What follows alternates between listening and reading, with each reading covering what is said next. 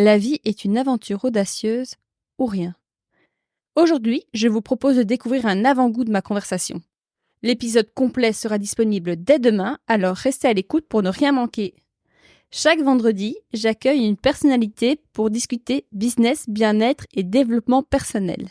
Dans un monde en perpétuelle évolution, les intervenants du podcast apportent de l'inspiration et de l'information sur des sujets tels que le wellness, la parentalité, la carrière, le sport, l'alimentation, la beauté, la santé.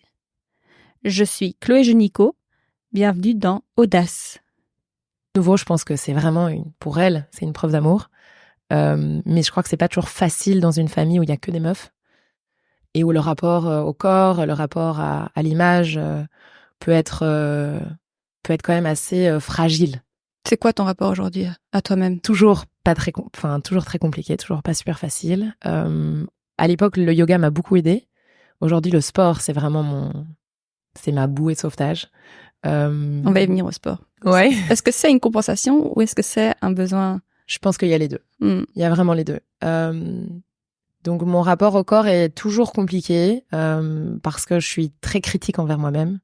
Je vais toujours me trouver toujours trop grosse, toujours pas assez musclée, toujours. Enfin voilà, il y a toujours quelque chose qui pas assez belle, pas assez ça, pas assez ça. Donc je suis très critique par rapport à moi-même, toujours encore aujourd'hui. Alors que je me dis mais mon corps il est capable de faire des semi-Ironman, genre tu devrais être contente de toi. Franchement ça va mieux. Ça va quand même mieux, là, depuis pas tellement longtemps, mais ça va quand même mieux. Je reste quand même, très critique et je vais encore me restreindre quand même dans certaines choses, en tout cas alimentaires, à certains moments. Après aussi, on souffre tous d'un problème de la thyroïde, donc ça n'aide évidemment pas, parce que parfois aussi, on a des fluctuations corporelles qui sont dues à cette thyroïde, et donc c'est pas toujours facile non plus de, composer avec ça. Mais donc je dirais que ça va déjà un peu mieux. Je pense, comme tu dis, comme tu posais la question, est-ce que c'est une compensation? En partie. Je le sais, j'en suis consciente et je sais que c'est en partie une compensation parce que je sais que si je vais courir 10 km, je vais brûler X calories et c'est pas grave, c'est parce que j'ai Et voilà, cet extrait d'Audace touche à sa fin.